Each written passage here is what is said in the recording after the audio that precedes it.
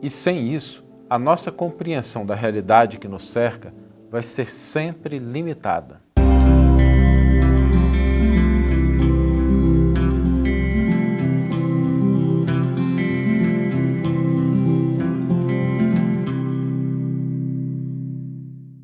Olá, meus amigos, olá, minhas amigas, sejam todos muito bem-vindos ao programa Reflexões com Emmanuel.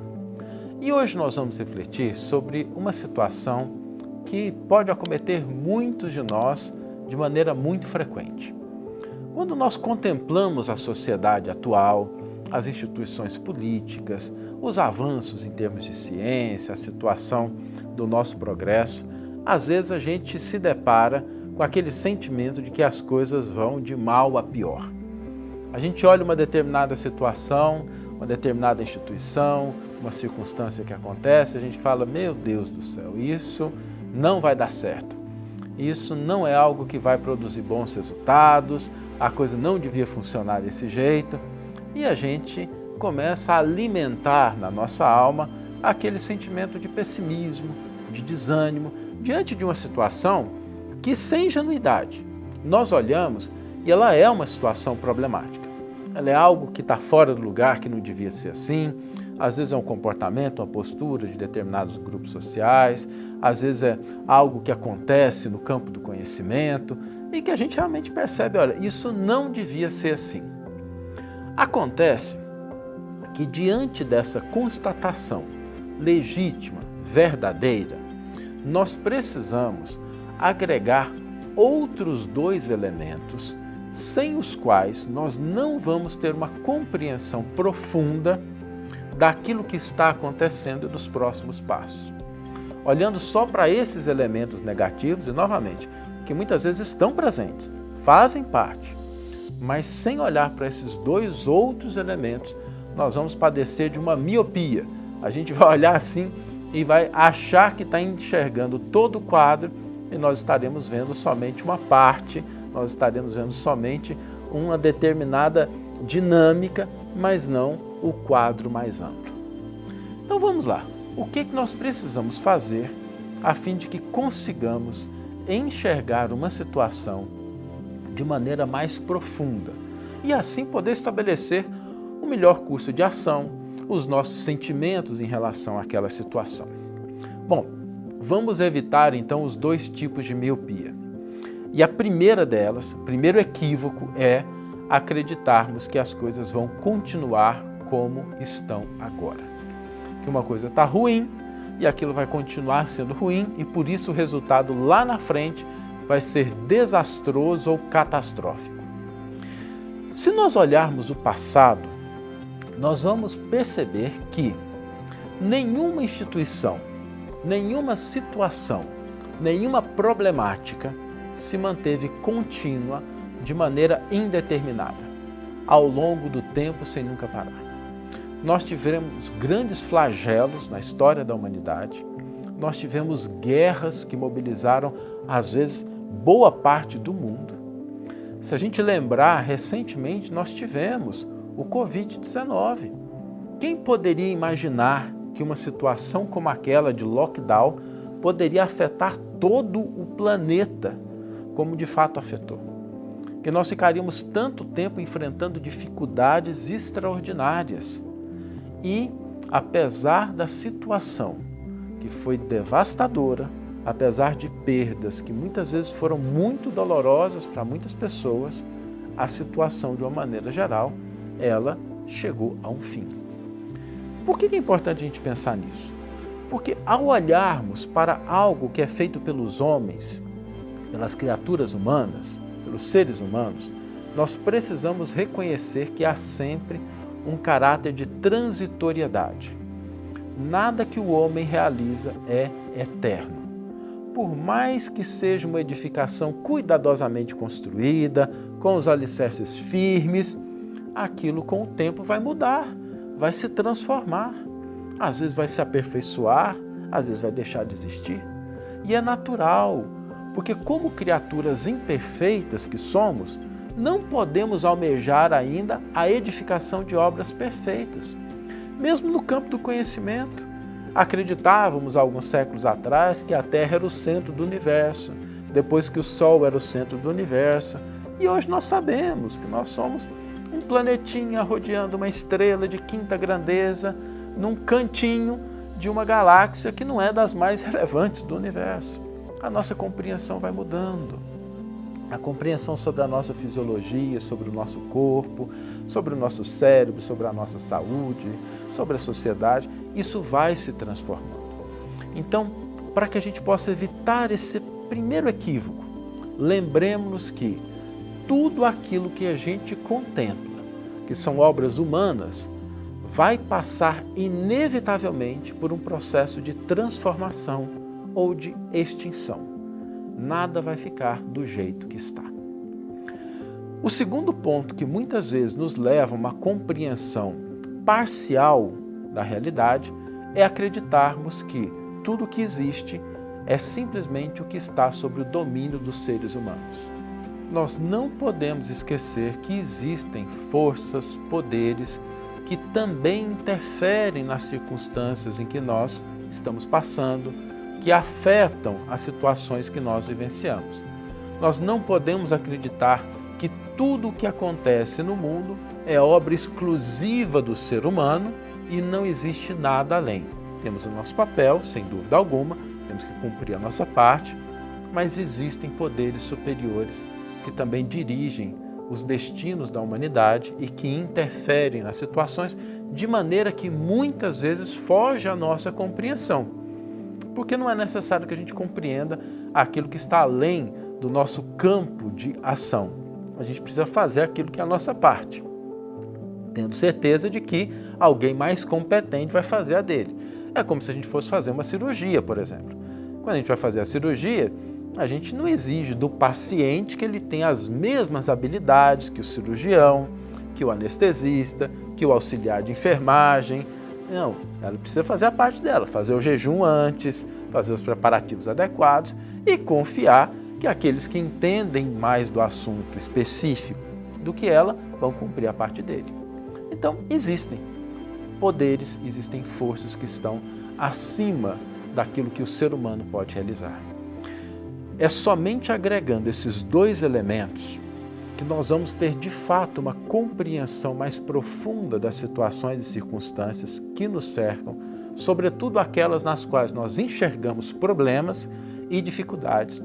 E a partir desse quadro mais amplo, nós vamos conseguir estabelecer um curso de ação mais adequado, sem cair no desânimo, sem cair no desespero e sem deixar de reconhecer que nós temos a nossa parte, que as outras pessoas têm a parte delas, mas que existem poderes superiores também que atuam. E nesse sentido, todos nós que nos afiliamos à proposta cristã devemos reconhecer que Jesus está no comando, que muitas vezes as situações podem ser desafiadoras, problemáticas. Às vezes a gente pode olhar e pode reconhecer problemas, maldades, incompreensões, ignorância, mas nós não podemos acreditar que Jesus tirou férias e foi tomar conta de outras coisas. Ele está conosco, ele continua conosco, também interferindo de maneira decisiva em muitas situações que às vezes a gente não enxerga nada de positivo. Acontece que a maneira pela qual ele interfere é de alguém que conhece muito mais da situação do que nós, até porque ele presenciou todos esses processos evolutivos da humanidade. Então, dessa forma, quando nós olharmos situações que ferem a nossa sensibilidade, que nós enxergamos problemas, sem ingenuidade, não é a gente ignorar isso, mas a gente trazer ao nosso campo de análise esses dois elementos. Primeiro deles, nada que o ser humano realiza é definitivo, tudo é transitório. E segundo, existem forças superiores que também atuam nesses contextos. Vamos ler agora o texto que inspirou a nossa reflexão de hoje. O texto está no 6º volume da coleção O Evangelho por Emmanuel, que reúne os comentários de Emmanuel aos versículos das cartas de Paulo. E especificamente o versículo é Hebreus 1:2 e nos diz: a quem constitui herdeiro de todas as coisas e pelo qual fez os séculos. Emmanuel intitula o seu comentário O Herdeiro do Pai. Cede aos poderes humanos respeitáveis o que lhes cabe por direito lógico da vida, mas não te esqueças de dar ao Senhor o que lhe pertence. Esta fórmula conciliadora do Evangelho permanece ainda palpitante de interesse para o bem-estar do mundo. Não convém concentrar em organizações mutáveis do plano carnal todas as nossas esperanças e aspirações. O homem interior renova-se diariamente.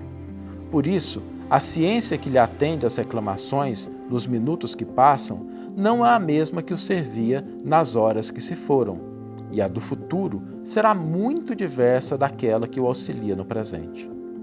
A política do pretérito deu lugar à política das lutas modernas. Ao triunfo sanguinolento dos mais fortes ao tempo da selvageria, sem peias, seguiu-se a autocracia militarista. A força cedeu à autoridade ao direito. No setor das atividades religiosas, o esforço evolutivo não tem sido menor. Em vista de semelhantes realidades, por que te apaixonas com tanta veemência por criaturas falíveis e programas transitórios? Os homens de hoje, por mais veneráveis, são herdeiros dos homens de ontem, empenhados na luta gigantesca pela redenção de si mesmos. Poderão prometer maravilhosos reinados de abastança e paz, liberdade e harmonia. Entretanto, não fugirão ao serviço de corrigenda dos erros que herdaram, não só daqueles que os antecederam no campo dos compromissos coletivos, mas igualmente de suas próprias experiências passadas em tenebrosos desvios do sentimento. A civilização de agora é sucessora das civilizações que faliram. As nações que se restauram aproveitam as nações que se desfizeram. As organizações que surgem na atualidade guardam a herança das que desapareceram na voragem da discórdia e da tirania. Examinando a fisionomia indisfarçável da verdade, como hipertrofiar o sentimento, definindo-te em absoluto por instituições terrestres que carecem, acima de tudo, de teu próprio auxílio espiritual? Como pode a casa sem teto abrigar-te da intempérie? A planta do arranha-céu, inteligentemente traçada no pergaminho, ainda não é a construção mantenedora da legítima segurança. Não existem, pois, razões que justifiquem os tormentos dos aprendizes do Cristo, angustiados pelas inquietudes políticas da hora que passam. Semelhante estado da alma é simples produto de inadvertência perigosa, porque todos devemos saber que os homens falíveis não podem erguer obras infalíveis e que compete a nós outros, partidários do Mestre, a posição de trabalhadores sinceros, chamados a servir e cooperar na obra paciente e longa, mas definitiva e eterna, daquele a quem o Pai constituiu herdeiro de tudo, por quem fez também o mundo. Uma belíssima página de Emmanuel, nos ajudando a compreender esses dois elementos que sempre devem fazer parte de todas as nossas análises. A compreensão do caráter temporário das circunstâncias e situações que nós enxergamos e de que a presença do Cristo, ainda hoje e sempre, é uma presença soberana que dirige os nossos trabalhos, que nos apontam novos caminhos e que não descuida daquilo que é o grande processo, lento, mas definitivo, de progresso e aperfeiçoamento da criatura humana, de tudo quanto ela realiza. E o desafio para a gente hoje é incluir esses dois elementos nas nossas análises. Sobretudo se a gente está enxergando alguma dificuldade, algum problema, alguma desestabilização, vamos incluir esses dois elementos. Primeiro deles, tudo é transitório. Segundo, o Cristo está no comando. E aí sim nós vamos poder estabelecer qual é o curso de ação, o padrão de pensamento e de sentimento que nós devemos ter diante daquela situação. Que tenhamos todos uma excelente manhã, ou uma excelente tarde, ou uma excelente noite e que possamos nos encontrar no próximo episódio. Um grande abraço e até lá.